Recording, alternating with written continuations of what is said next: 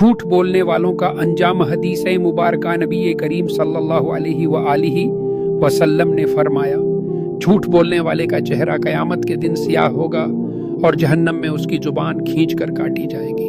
ایک عام سا مسلمان شخص شریف نظر آتا ہے، لیکن لوگوں کے ساتھ معاملات میں جھوٹ بولتا ہے۔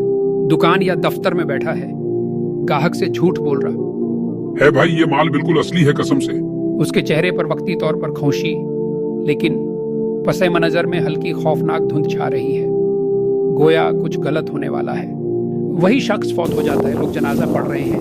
جب اسے دفن کیا جاتا ہے تو قبر کی تاریکی دکھائی جاتی ہے۔ اچانک قبر میں عذاب کے فرشتے آتے ہیں جو سخت چہروں والے اور خوفناک آواز والے ہوتے ہیں۔ میدان حشر کا منظر، ہجوم، چیخ پکار، سورج قریب، لوگ پسینے میں شرابور۔ جھوٹ بولنے والا شخص سامنے آتا ہے، اس کا چہرہ سیاہ، آنکھیں نیچے جھکی ہوئی، ندامت اور خوف کے آثار۔ جہنم کے دروازے کھلتے ہیں، شدید گرمی، شعلے، آگ کے سانپ اور بچھو دائی۔ جھوٹ بولنے والا شخص چیخ رہا ہے، یا اللہ مجھے معاف کر دے۔